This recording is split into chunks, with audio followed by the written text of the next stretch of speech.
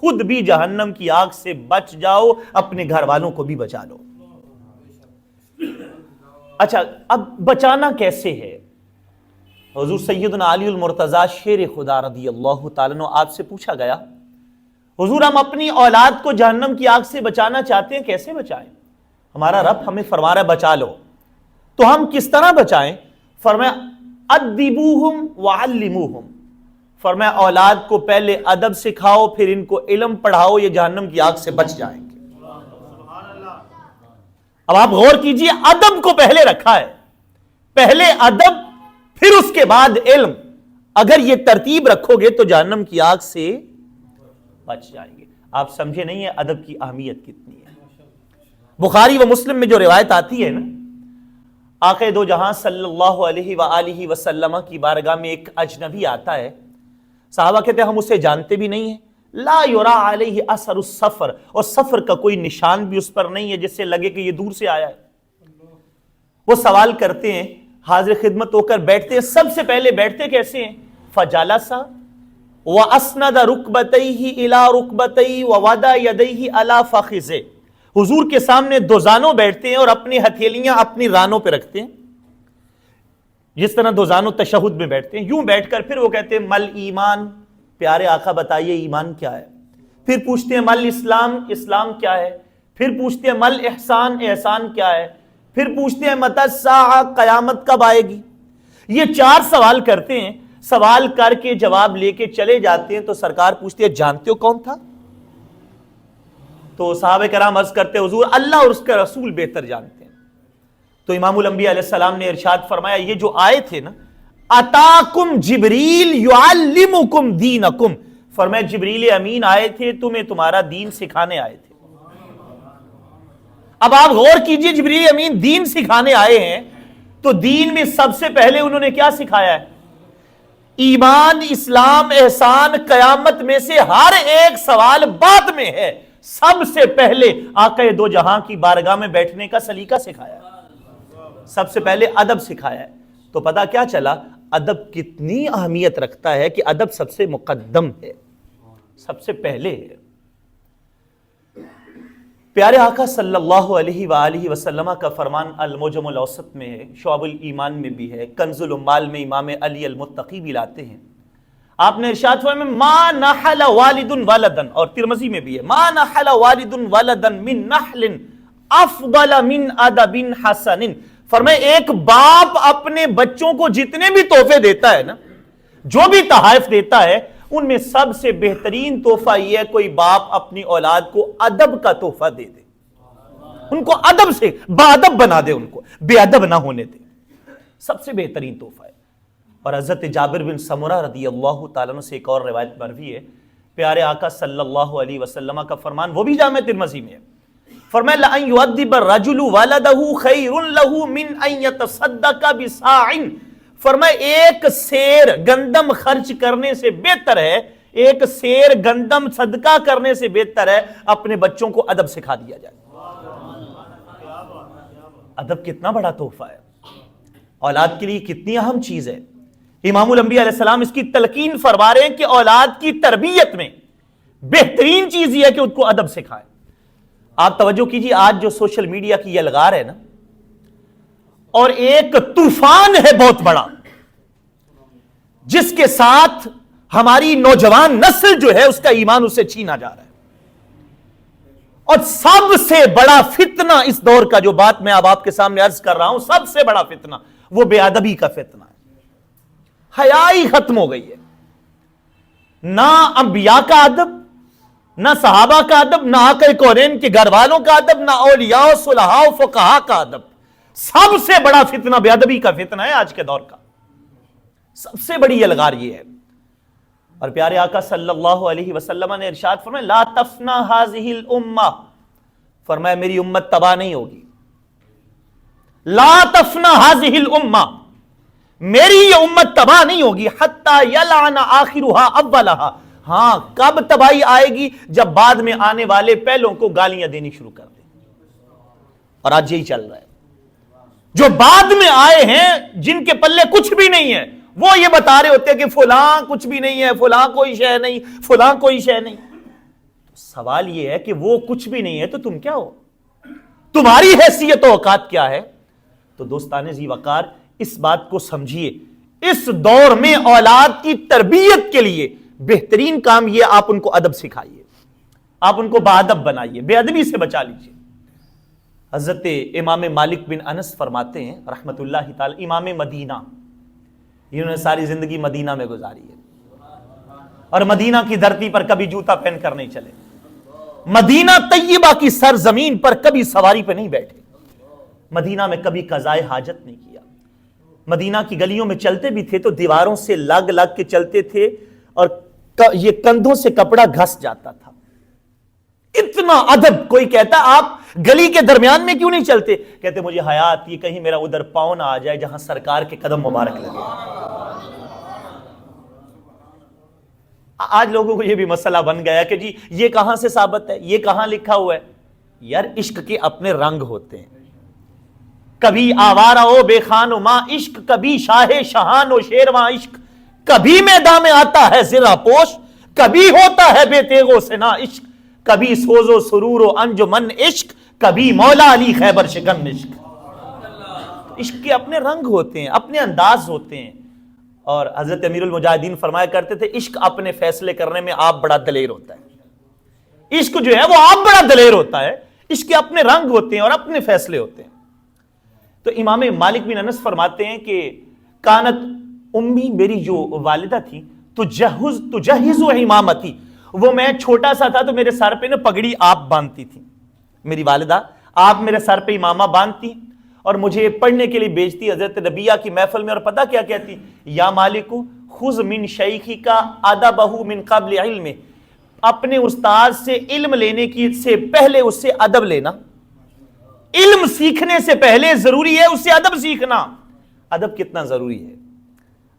امیر المومنین حضرت فاروق اعظم رضی اللہ عنہ فرماتے ہیں اجعل علمک ملحا وادبک دقیقا، فرمایا اگر رب تمہیں ایک چھٹانک کے برابر علم دے دے نا، ایک من جتنا ادب پیدا کرو۔ اگر جو ہے وہ نمک کے برابر تمہیں علم مل جائے تو آٹے جتنا ادب پیدا کرو۔ ادب اتنا اہم ہے، اتنا ضروری ہے، لیکن ہمارے معاشرے میں بے ادبیاں بڑھتی جا رہی ہیں، بے ادبیاں۔ تو اپنی اولاد کو بے ادبی سے بچائیے۔ حضرت عبداللہ ابن مبارک رحمت اللہ تعالی علیہ، آپ کا ایک قول ہے، اس سے پہلے یہ بات عرض کر دوں، آپ نے سنا ہوگا لوگ کہتے جی یہ تو خواہ مخواہ تم یہ ان آداب کو کہاں کیوں اپنا لیتے ہو، انگوٹھے چومنے کا معاملہ، یہ جی فلاں جگہ پہ پشت نہیں کرنی، جی کسی بزرگ کی طرف شیخ کی طرف پشت نہیں کرنی، وہ الٹے پاؤں واپس جاتے ہو، تو جناب روضہ اقدس پہ حاضری دیتے ہو تو الٹے پاؤں واپس ہوتے ہو، پشت، یہ کہاں سے ثابت ہے؟ یہ ادب تم نے کہاں سے بنا لیا؟ تو وہ یہ باتیں کر کر کے تو یہ ادب کا جو پہلو ہے اس کو چھڑوانا چاہتے ہیں۔ حضرت عبداللہ ابن مبارک بہت بڑی ہستی ہیں، فقہاء میں بھی محدثین میں بھی آپ کا بہت بڑا نام آتا ہے۔ عبداللہ ابن مبارک رحمت اللہ تعالی علیہ آپ ارشاد فرماتے ہیں من تہاون بالادب، جو بندہ ادب کو ہلکا سمجھے، ادب کو کچھ بھی نہ سمجھے، فرمایا فعوقب بحرمان السنن، اس کو سزا یہ ملتی ہے کہ وہ بندہ سنتیں بھی چھوڑ دیتا ہے۔ جو ادب آداب کو کچھ نہیں نہ سمجھتا، آپ دیکھیے گا ایک وقت آئے گا وہ سنتوں کو بھی چھوڑ دے گا۔ ومن تہاون بالسنن، اور جو بندہ سنتوں کو کچھ نہ سمجھے، معمولی خیال کرے، فرمایا فعوقب بحرمان الفرائض، آپ دیکھیں گے ایک دن ایسا بھی آئے گا وہ فرضوں کو بھی کچھ نہیں سمجھے گا، وہ فرائض بھی چھوڑ دے گا۔ ومن تہاون بالفرائض، اور جو فرائض میں غفلت برتنی شروع کر دے نا، فرض کو معمولی سمجھنا شروع کر دے، فعوقب بحرمان المعرفہ، رب ذوالجلال اس کو اپنی ذات کی معرفت سے محروم کر دیتا ہے۔ اللہ تعالیٰ اس کو اپنی معرفت سے محروم کر دیتا ہے، اس کو رب کی پہچان بھی نہیں رہتی۔ تو بات چلی کہاں سے تھی اگر آپ نے غور کیا؟ بے ادبی سے۔ جب ادب چھوڑا تو سنتیں چھوٹ گئی، سنتیں چھوٹی تو فرائض چھوٹ گئے، اور فرائض چھوٹے تو وہ وقت بھی آیا کہ پھر اس کے بعد انسان اللہ کی معرفت سے محروم ہو گیا۔ تو دوستان ذی وقار، کوشش یہ کریں اپنی اولادوں کو جہنم کی آگ سے بچانے کا بہترین طریقہ یہ ہے ادب ان کو سکھائیے، بے ادب نہ بننے دیجیے۔ حضرت عبداللہ ابن مبارک، یہی عبداللہ ابن مبارک فرماتے ہیں نا، لو وصف لی رجل لہو علم الاولین والآخرین لا اتاسف علی فوت لقائہ، کہتے اگر مجھے پتا چلے دنیا میں کوئی ایسا بندہ بھی ہے اولین و آخرین کا علم اسے دیا گیا ہے، کہتے میری اگر اس سے ملاقات نہ ہو سکے تو مجھے افسوس نہیں ہوگا.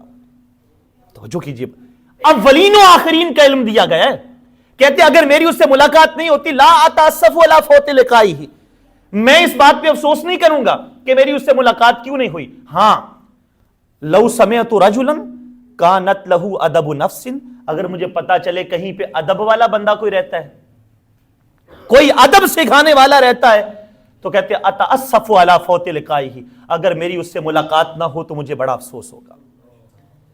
تو ادب والوں کے پاس بیٹھنا چاہیے جن سے ادب ملے، ادب سیکھا جائے اور زندگی میں ادب آئے. امام اعظم ابو حنیفہ علیہ رحمہ فرماتے میں 2 سال امام جعفر صادق کے پاس پڑھا ہوں، اور فرماتے لولا السنتان لہلک النعمان، کہتے امام جعفر صادق کی خدمت میں جو 2 سال بیٹھے ہوں میں نے 2 سال صرف ادب پڑھا ہے، صرف ادب پڑھا ہے. اور کہتے اگر میری زندگی میں وہ 2 سال نہ ہوتے تو ابو حنیفہ ہلاک ہو جاتا. کتنا ضروری ہے ادب. تو اپنی زندگیوں میں ادب کو لائیے، ادب کو داخل کیجئے، اور اپنی اولادوں کی تربیت میں یہ بات جو ہے نا اس کو لازمی درجے پہ رکھیے. پھر رسول پاک صلی اللہ علیہ وآلہ وسلم کا فرمان آپ نے اس میں فرمایا ادبوا اولادکم، فرمایا اپنی اولاد کو باادب بناؤ، ان کو ادب سکھاؤ. عرض کی آقا کیسے سکھائیں؟ فرمایا اعلیٰ ثلاث خصال، 3 طریقے ہیں، وہ 3 کام کر لو تمہاری اولادوں میں ادب آ جائے گا.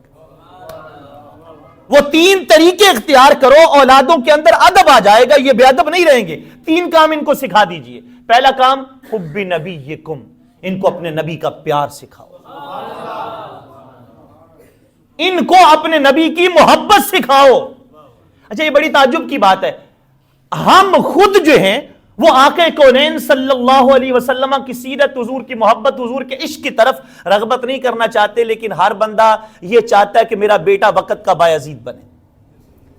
اپنے کردار کو بدلنا نہیں چاہتے، لیکن یہ چاہتے میرا بیٹا بہت نیک اور متقی بن جائے، میرا بیٹا آقا کونین کی عظمت کے نعرے لگانے والا بن جائے.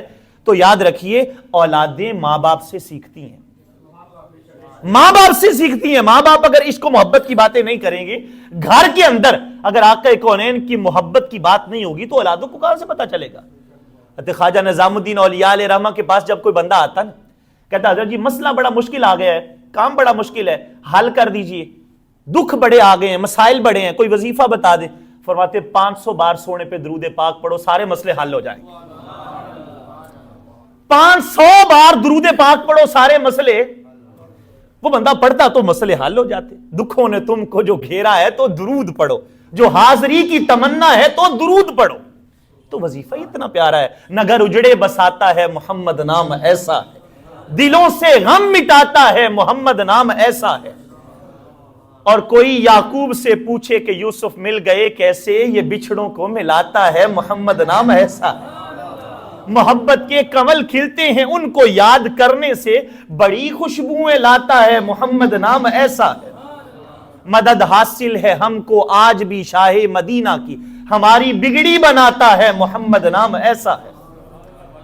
اور میں فخری فکر دنیا و آخرت سب بھول جاتا ہوں، مجھے جب یاد آتا ہے محمد نام ایسا ہے. اور حضرت اقبال بھی کہتے ہو نہ یہ نام تو بلبل کا ترنم بھی نہ ہو نہ یہ نام تو بلبل کا ترنم بھی نہ ہو، چمن دہر میں کلیوں کا تبسم بھی نہ ہو.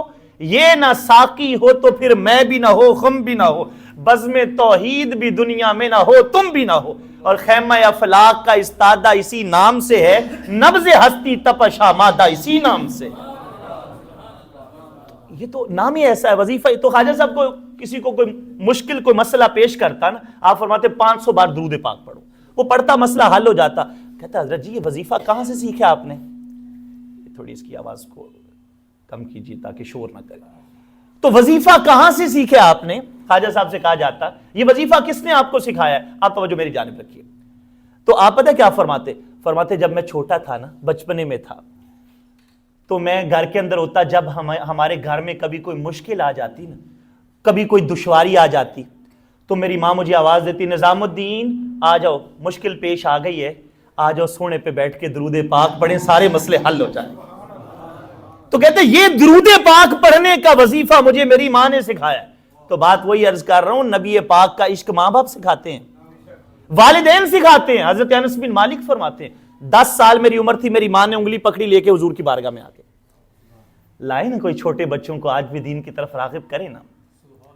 ہم تو آج وہ محبوب غم گسار کی محبتوں کا یہ خوب ہم نے سلا دیا، جو ہمارے غم میں گل گئے ہم نے ان کو دل سے بلا دیا۔ تیری جالیوں کی مدحتوں میں ہم مگن رہے، تیرے شہر میں تیرے دشمنوں نے خزاں کا جال بچھا دیا۔ آج حالات کیا بڑھتے جا رہے ہیں اور ہماری حالت اور کیفیت کیا ہے، کبھی غور کیجئے۔ ہم کتنا اپنی اولادوں کو سرکار کی محبت سے جوڑ رہے ہیں، کتنا آقا کونین کے عشق کے ساتھ جوڑ رہے ہیں، کبھی اس پہ غور کیجئے۔ کہتے 10 سال میری عمر ہے، میری والدہ انگلی پکڑ کے لائیں، حضور جہاں بڑے بڑے خادم ہیں چھوٹا سا خادم بھی قبول کرو۔ کہتے پھر میں 10 سال سرکار کی بارگاہ میں خادم خاص کے طور پہ رہا۔ کتنا نصیبہ ہے ان کا سرکار کے گھر میں خدمت کی جن کی ڈیوٹی ہے۔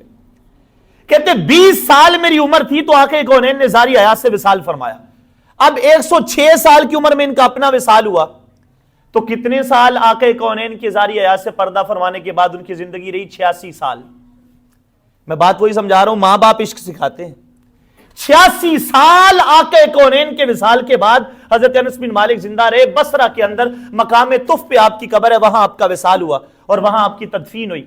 جب وقت وصال آیا تو اپنے شاگرد کو ایک شیشی دے کے کہا اس میں جو عطر ہے اس میں سے عطر نکال کے میرے کفن پہ ملنا۔ شاگرد نے کہا استاد جی کو خاص عطر آپ نے سنبھال کے رکھا ہے؟ کہتے ہاں یہ وہ عطر ہے جو سرکار کے بدن سے نکلا کرتا تھا۔ اور ایک لکڑی ایک عصا تھا ان کے پاس، کہا یہ جب میں فوت ہو جاؤں نا تو میرے کفن کے اندر میرے بدن کے ساتھ مس کر کے اس کو دفن کرنا۔ کہا حضور آپ یہ کیوں اندر رکھوانا چاہتے؟ لکڑی تو ہے۔ کہتے تم لکڑی سمجھ رہے ہو، میں دیکھ رہا ہوں اس کو مصطفیٰ کا ہاتھ لگا ہوا ہے۔ آپ کے خیال میں یہ وظیفے انہوں نے کہاں سے کیے ہیں؟ وہ ماں لے کے آئی ہیں سرکار کی بات۔ والدین عاشق بناتے ہیں، والدین محبت سکھاتے ہیں۔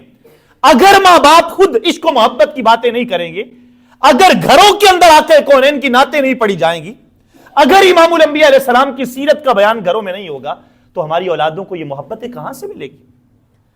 حضرت عبداللہ ابن عمر رضی اللہ تعالیٰ عنہ فرماتے میں اپنے والد حضرت عمر کو دیکھتا تھا، جب سرکار کا نام آتا تھا وہ روتے تھے، ان کی آنکھوں سے آنسوں کی جھڑیاں لگ جاتی تھی، چہرے پہ نشان پڑ جاتے تھے رو رو کے، اتنی وہ سرکار کی محبت کی باتیں کرتے۔ اور کہتے میں نے وہ وقت بھی دیکھا ہے حضور کی بارگاہ میں جب کبھی سرکار کو جلال میں دیکھتے تو حضرت عمر اپنے گھٹنے زمین پہ رکھتے، اپنے پاؤں کو ایسے سیدھا کرتے، گھٹنے زمین پر پاؤں سیدھے کھڑے کر کے جھک کے ایسے ہاتھ باندھ کے سرکار کے سامنے بیٹھ جاتے اور کہتے تھے رضینا باللہ ربا وبالاسلام دینا وبمحمد نبیا۔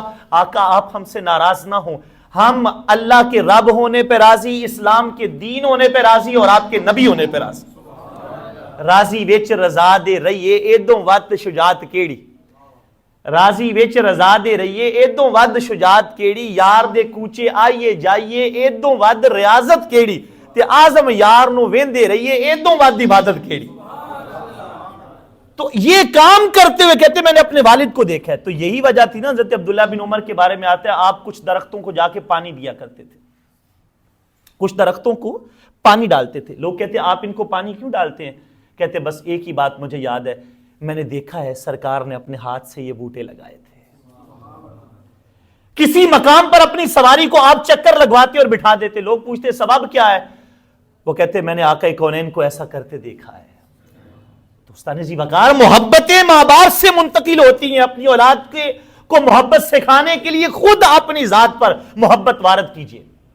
حضرت ام عمارہ رضی اللہ تعالی عنہا، جن کا نام نصیبہ ہے، نصیبہ بنت کعب رضی اللہ تعالی عنہا، ام عمارہ، یہ کون سی خاتون ہیں جنہوں نے آقا کونین کے عشق میں وہ مثالی کردار ادا کیا ہے جو امت مسلمہ کی خواتین کے لیے ایک نمونہ ہے۔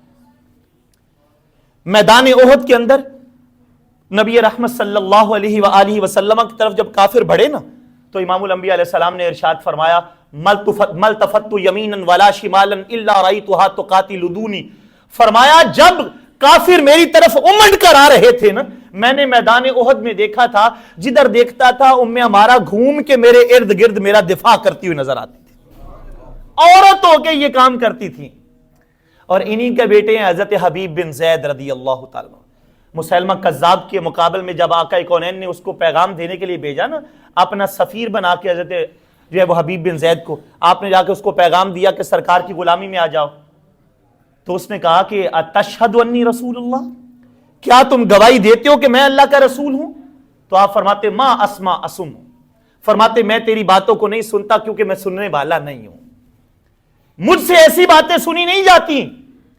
جب وہ کہتا کیا تم یہ گواہی دیتے ہو کہ حضور اللہ کے رسول ہیں؟ تو آپ فرماتے ہاں میں گواہی دیتا ہوں حضور اللہ کے رسول ہیں۔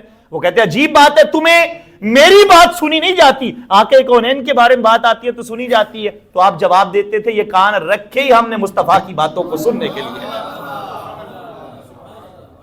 نہ علماں وچ پھسا سانو، نہ لمبے پینڈے پاس، بس یار دی گل سنا سانو، یہ کان رکھے ہی ہم نے اس لیے ہیں کہ ہم آقا کونین کی باتیں سنیں۔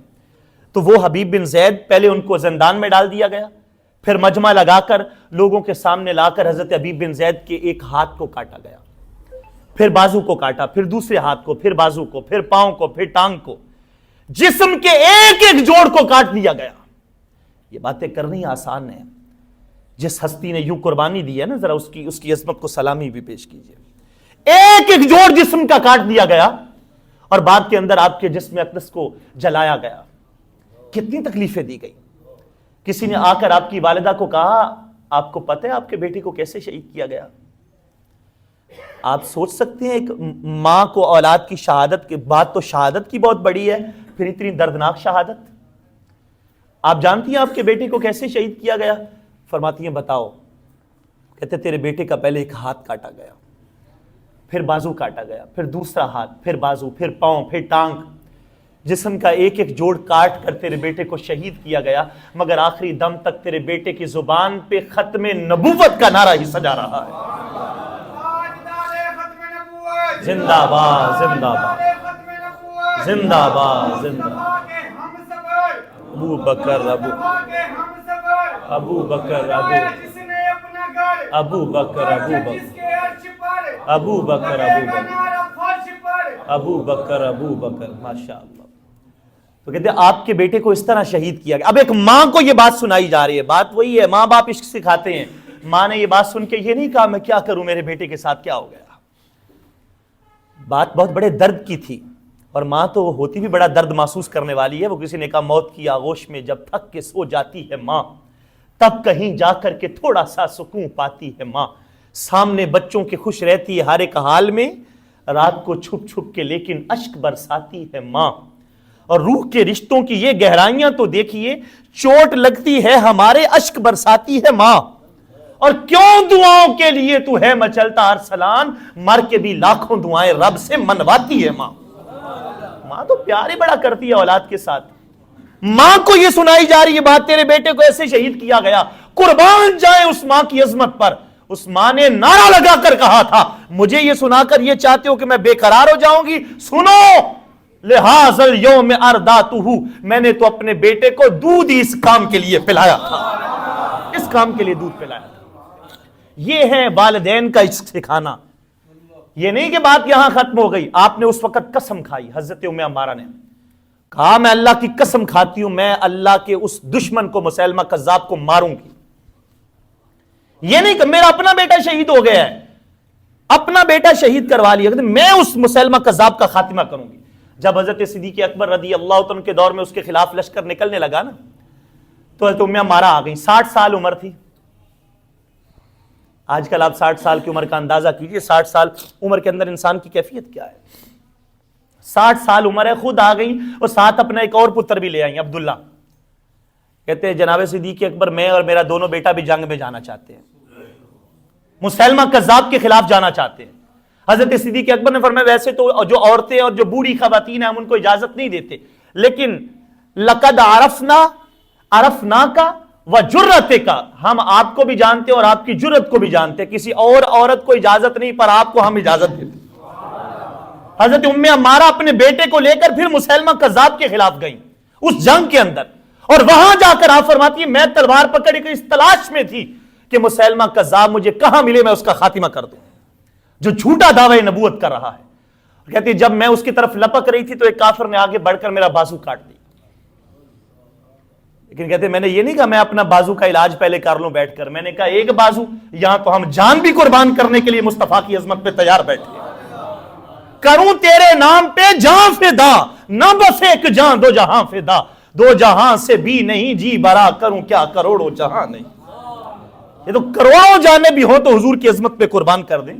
آپ کہتی میں آگے بڑھی نہ جب تو میں نے دیکھا کہ حضرت وحشی بن حرب نے مسیلمہ کذاب کو ختم کر دیا اور میرے بیٹے کی تلوار پہ بھی خون لگا ہوا، عبداللہ کی تلوار پہ۔ کہتی ہے مجھے اس بات کی بڑی خوشی ہوئی، میں نے کہا بیٹا تو نے مار دیا اس کو؟ تو میرے بیٹے نے سینہ تان کر کہا جی اماں جی میں نے خاتمہ کر دیا ہے۔ تو کہتی ہے میرے لیے اس بات سے زیادہ فرحت اور کوئی نہیں تھی کہ میرے بیٹے نے جھوٹے مدعی نبوت کا خاتمہ کیا ہے۔ یہ تھی مائیں جو عشق بڑھاتی تھی اولادوں کو۔ آج ہم کس طرف چل پڑے، تھپکیاں دے دے کے اولاد کو سلانا، دین کی طرف جو ہے وہ رغبت سے روکنا، داڑھی چہرے پہ اگنی شروع ہو جائے تو کہنا تیری عمر نہیں ہے۔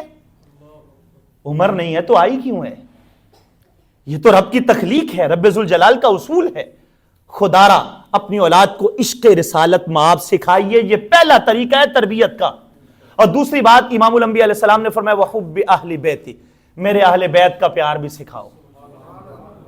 باادب بنانا ہے تو میرے اہل بیت کی محبت سکھاؤ۔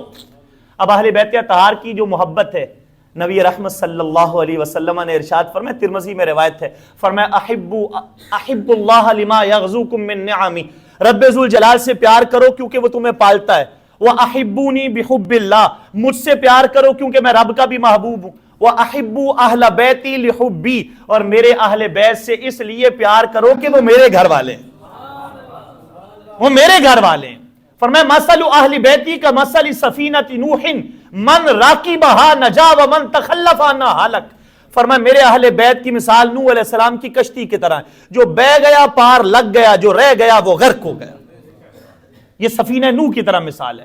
اور امام اہل سنت نے یہی بات کی نا، حضور نے صحابہ کے بارے میں فرمایا اصحابی کالنجوم فبأیہم اقتدیتم اہتدیتم، میرے صحابہ ستاروں کی طرح ہیں، جس کا بھی دامن پکڑو گے اجالا ملے گا۔ صحابہ کو ستارے کہا، اپنی اہل بیت کو جو ہے وہ سفینہ نوح کہا۔ تو امام اہل سنت کہتے ہیں اہل سنت کا ہے بیڑا پار، اہل سنت کا ہے بیڑا پار، اصحاب حضور نجم ہیں اور ناؤ ہے عطرت رسول اللہ۔ تو آقا کونین نے فرمایا میرے اہل بیت سے پیار کرو۔ حضرت عبداللہ ابن عباس فرماتے ہیں رضی اللہ تعالی عنہما، فرماتے ہیں لو ان رجلا سعید بین الرکن والمقام وصام وصلی ثم مات وهو مبغض لأہل بیت محمد قد دخل النار۔ فرمایا اگر کوئی بندہ کعبے کے سامنے جا کے بیٹھ جائے، کاروبار چھوڑ دے، گھر والوں کو چھوڑ دے، سب کو چھوڑ کے کعبے کے سامنے بیٹھ جائے، زندگی کیسے گزارے؟ ہر رات نفلی عبادت کرے اور ہر دن میں روزہ رکھے، لیکن فرمایا جب اس کو موت آئے تو حال یہ ہو کہ دل میں میرے اہل بیت کا بغض ہو۔ فرمایا رب اس کے روزے، اس کی نمازیں نہیں دیکھے گا، اٹھا کر اس کو جہنم کی آگ میں ڈالے گا۔ اہل بیت اطہار کی محبت اتنی ضروری ہے، اتنی لازم ہے، لیکن یہ بھی عملاً سکھانا چاہتے ہیں نا تو خود گھر میں بیٹھ کر اہل بیت کے پیار کی باتیں کیا کریں۔ حضرت فاروق اعظم رضی اللہ عنہ کے دروازے پہ آپ کے بیٹے عبداللہ ابن عمر کھڑے تھے رضی اللہ تعالیٰ عنہ، تو امام حسن آگے ملاقات کے لیے۔ آپ نے آ کر پوچھا جی میں ملنا چاہتا ہوں، تو انہوں نے کہا جناب اندر تو حضرت عمر مصروف ہیں، کوئی میٹنگ چل رہی ہے۔ تو امام حسن نے یہ نہیں کہا میرا پیغام دے دو، آپ واپس چلے گئے۔ تو عبداللہ ابن عمر کہتے میرے دل میں آیا کہ یار امام حسن آئے تھے تو میں کیوں نہ اندر بابا جان کو جا کے بتا دوں کہ وہ آئے تھے اور چلے گئے۔ تو کہتے میں نے اندر جا کے کہا ابا جان وہ امام حسن آئے تھے۔ عبداللہ ابن عمر فرماتے ہیں میں حیران ہو گیا، میرے باپ نے جوتا بھی نہیں پہنا، ننگے پاؤں دوڑے امام حسن کے پیچھے، ننگے پاؤں امام حسن کے پیچھے دوڑے اور جا کر کہا حضرت آپ کیوں جا رہے ہیں؟ تو جناب آپ مصروف تھے۔ تو میں نے کہا بعد میں مل لوں گا۔ کہا نہیں، جب آپ آئیں تو آپ بغیر اجازت کے اندر آیا کریں، آپ بغیر اجازت کے آیا کریں۔ تو کہا جناب میرے لیے اتنی مہربانی کیوں ہے؟ تو آپ نے سر سے نا پگڑی اتاری، پگڑی اتار کے اپنے بال ہاتھ میں پکڑے اور پکڑ کر کہا عمر کو اپنا وہ وقت یاد ہے جب عمر اونٹوں کی لائن لگاتا تھا تو لائن نہیں لگتی تھی، جب عمر اونٹوں کی کتار بناتا تھا تو کتار نہیں بنتی تھی، میرا باپ مجھے مارتا تھا عمر تجھ سے تو اونٹ نہیں لائن میں لگتے۔ اگر آج عمر 24 لاکھ مربع میل پر حکومت کر رہا ہے نا تو یہ کمال عمر کا نہیں، یہ کمال مصطفیٰ کی غلامی کا ہے۔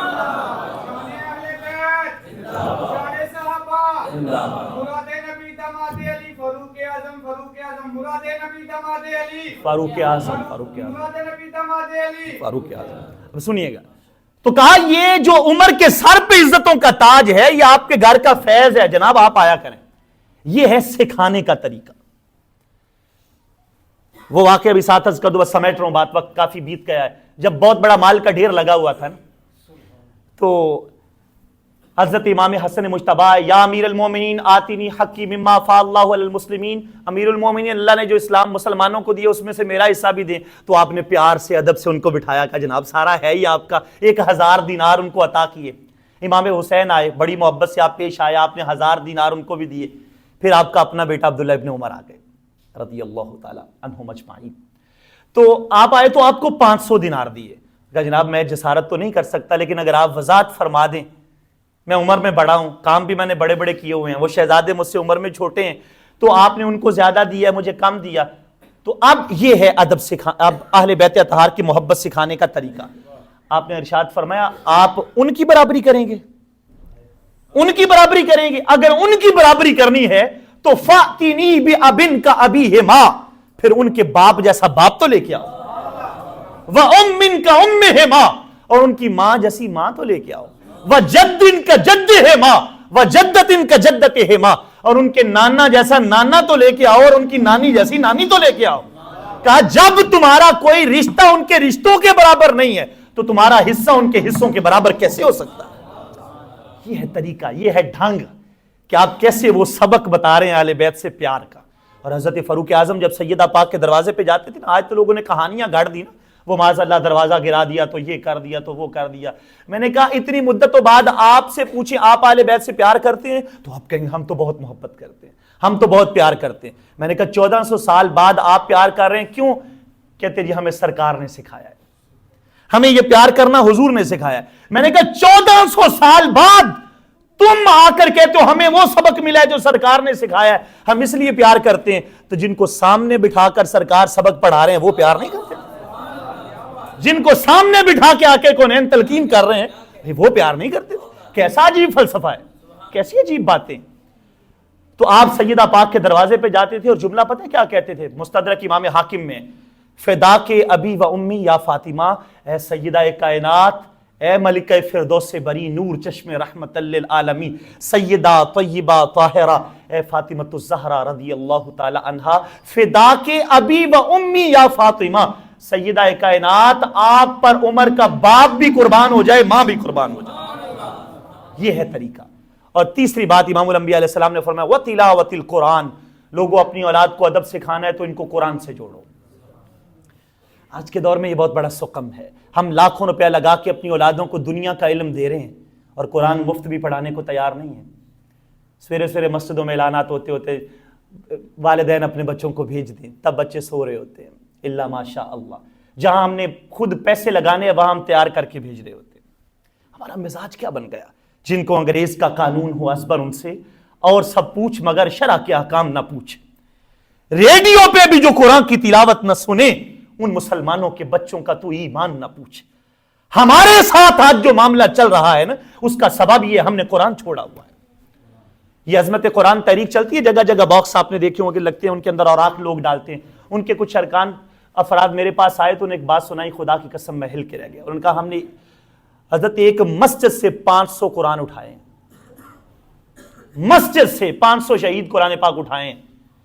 گھروں میں کس نے کیا پڑھنا تھا اب تو مسجدوں میں بھی پڑھنے والا کوئی نہیں رہا۔ اب تو رمضان کے اندر قرآن کی تلاوتیں چلتی ہیں، سارا سال قرآن کی تلاوت اب جو ہے وہ قرآن کاریوں کی راہیں تکتے رہتے ہیں، پڑھنے والا کوئی نہیں ہے۔ قرآن الماریوں میں سجانے کے لیے نہیں تھا، قرآن تو سینے میں سجانے کے لیے تھا۔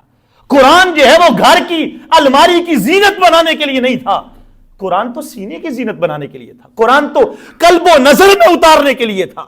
ہم نے قرآن کی دولت کو چھوڑ دیا۔ درس قرآن اگر ہم نے نہ بلایا ہوتا، یہ زمانہ نہ زمانے نے دکھایا ہوتا۔ آج ہمارے حالات کی پسپائی کا سبب یہ ہے ہم قرآن چھوڑ بیٹھے۔ خدا را قرآن سے اپنی اولادوں کو جوڑیے. آقا کونین نے فرمایا من علم ابنہ القرآن ناظرا غفر لہ ما تقدم من ذنبہ وما تاخر. جو اپنے پتر کو ناظرہ قرآن پڑھا دے اللہ اس کے سارے گناہ بخش دیتا. ناظرہ قرآن کی یہ برکت ہے تو حفظ کی برکت کا حال کیا ہوگا, اور عالم دین بنانے کی برکت کا حال کیا ہوگا. خدا را جوڑیے دین کے ساتھ. اور آج کی اس نشست کی آخری بات سمیٹ دوں گا. یہ ساری باتیں میں نے ادب آداب سے متعلقہ کی. اولاد کے جو حقوق والدین پر ہیں ان میں یہ بات بھی ہے کہ صرف اولاد کی ذمہ داریاں نہیں ہیں, والدین کی ذمہ داریاں بھی ہیں. ایک شخص حضرت فاروق اعظم رضی اللہ تعالیٰ عنہ کی بارگاہ میں آیا, عرض کرتا ہے سرکار میرا پتر میرا کہنا نہیں مانتا, بدتمیزی کرتا ہے. آپ نے فرمایا اس کو بلاؤ. بلا کے فرمایا کیوں نہیں مانتے بھئی ابا جی کی بات؟ تو وہ بیٹا کہتا ہے سرکار ایک بات تو بتائیں, سارے حق باپ کے ہی ہیں کہ کوئی بچوں کا بھی ہے؟ سارے حق اولاد کے ہیں کہ کوئی یہ جو ہے وہ جناب والدین کے ہیں کہ کوئی اولاد کے حقوق بھی ہیں جو ان کو ملنے چاہیے؟ تو حضرت عمر فرماتے ہیں 3 حق ہیں بڑے لازمی. پہلا حق یہ ہے کہ نکاح ایسی عورت سے کیا جائے جو عورت بعد میں اولاد کے لیے آر نہ ہو. کوئی یہ نہ کہے تو فلاں کا بیٹا ہے. نکاح کے اعتبار سے بنیادی طور پر ایسی بیوی کا انتخاب کیا جائے عزت والی, معزز. جو معیار ہم نے بنا دیے وہ معیار نہیں تھے.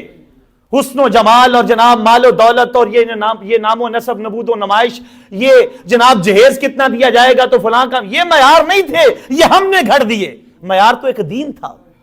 آگے کونین نے ارشاد میں تنکح المرأۃ لاربعین, عورت سے نکاح 4 وجوہات سے کیا جاتا ہے. اس کے نسب کی وجہ سے, اس کے مال کی وجہ سے, اس کے حسن و جمال کی وجہ سے, اور اس کے دین کی وجہ سے. اور سرکار نے فرمایا جب بھی ترجیح دینی ہو تو دین کو ترجیح دیا کرو. ہم دین پوچھنا ہی چھوڑ دیا.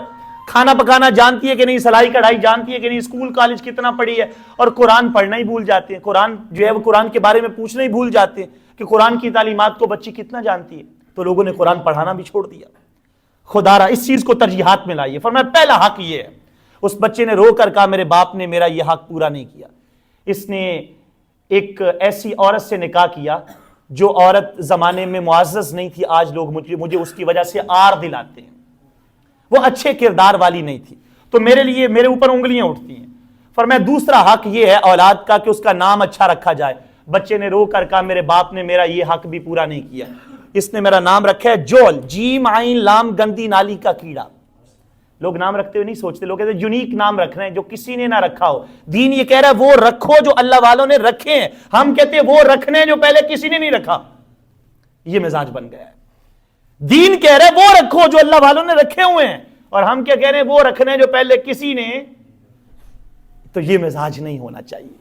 لیکن میرا نام یہ رکھا ہے. اور تیسری بات فرمایا اولاد کا حق ہے کہ اولاد کو قرآن پڑھایا جائے.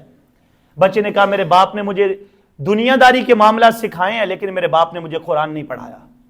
تو حضرت عمر نے ایک جملہ کہا جو تاریخی جملہ اور سینے میں نقش کرنے والا ہے. آپ نے فرمایا اس باپ سے فرمایا جب تو نے اپنی اولاد کا کوئی حق پورا نہیں کیا تو اب تو کیا توقع رکھتا ہے, اب تم کیا توقع رکھتے ہو؟ تو جس اولاد کو اللہ اور اس کے رسول کا تابع دار بنا دو گے نا وہ تمہاری تابع دار بن جائے گی. جس کو رب اور اس کے رسول کا تابع دار نہیں بناؤ گے پھر اس سے تابع داری کی توقع رکھنا یہ بھی عجیب اور تعجب کی بات ہے. اللہ رب العزت کی بارگاہ میں التجا ہے رب ذوالجلال ہمیں توفیق عمل نصیب فرمائے. آج کے اس پرفتن دور میں اپنی اولادوں کی اچھی تربیت کرنے کا جذبہ عطا فرمائے. آمین. وآخر دعوانا الحمدللہ وما توفیق الا باللہ.